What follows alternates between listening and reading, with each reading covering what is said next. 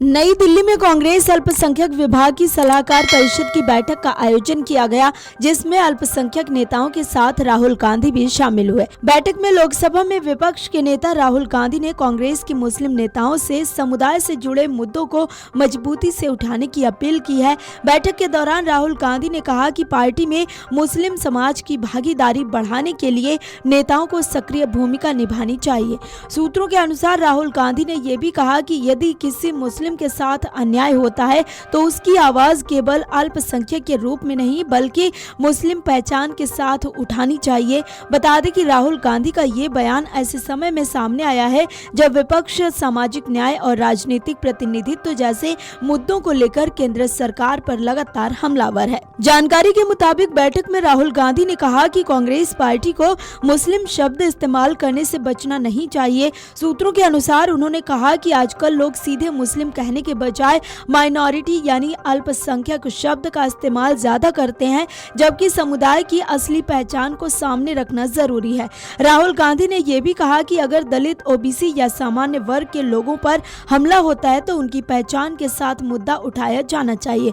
उनका मानना था कि हर समुदाय की समस्याओं को सीधे उसी की नाम से सामने लाने पर ही उसकी आवाज मजबूत होगी। कांग्रेस नेताओं के बीच इस बयान को पार्टी की नई राजनीतिक रणनीति के तौर पर भी देखा जा रहा है। सूत्रों के मुताबिक राहुल गांधी ने कांग्रेस के अल्पसंख्यक विभाग से कहा कि पार्टी के भीतर ऐसा मंच तैयार किया जाए जिससे मुस्लिम समुदाय की भागीदारी और प्रतिनिधित्व बढ़ सके। उन्होंने कहा कि केवल चुनावी राजनीति नहीं बल्कि संगठन में भी समुदाय की मजबूत मौजूदगी जरूरी है। राहुल गांधी ने इस दौरान ये संकेत देने की कोशिश की कि कांग्रेस को अपने पारंपरिक वोट बैंक के साथ सीधे संवाद बढ़ाना होगा। बैठक में मौजूद नेताओं के अनुसार राहुल गांधी चाहते हैं कि पार्टी के नेता जमीन पर जाकर समुदाय से जुड़े मुद्दों को मजबूती से उठाएं और लोगों के बीच भरोसा पैदा करें। बैठक के दौरान राहुल गांधी ने कथित वोट चोरी के मुद्दों का भी जिक्र किया। सूत्रों के अनुसार उन्होंने कहा कि पहले ममता बनर्जी इस मुद्दे पर कांग्रेस के साथ नहीं थी, लेकिन अब वो भी इसके खिलाफ आंदोलन की बात कर रही है। राहुल गांधी ने पश्चिम बंगाल और असम विधानसभा चुनावों का जिक्र करते हुए कहा कि ये चुनाव पूरी तरह स्वतंत्र और निष्पक्ष तरीके से नहीं कराए गए। हालांकि उन्होंने इस पर विस्तार से सार्वजनिक टिप्पणी नहीं की है। कांग्रेस के भीतर इस बयान को चुनावी पारदर्शिता के मुद्दे को आगे बढ़ाने की कोशिश माना जा रहा है। सूत्रों के अनुसार राहुल गांधी ने देश की मौजूदा आर्थिक स्थिति का जिक्र करते हुए प्रधानमंत्री नरेंद्र मोदी पर भी निशाना साधा है। राहुल गांधी ने दावा किया कि प्रधानमंत्री नरेंद्र मोदी लंबे समय तक आर्थिक स्थिति को प्रभावी तरीके से संभालने में सक्षम नहीं है।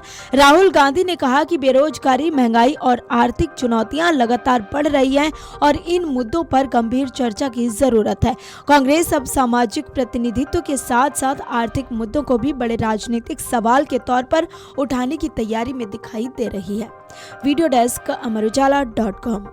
अगर आप ये वीडियो YouTube पर देख रहे हैं तो हमारे चैनल को सब्सक्राइब कर बेल आइकन दबाएं और Facebook पर देख रहे हैं तो हमारे पेज को लाइक करें।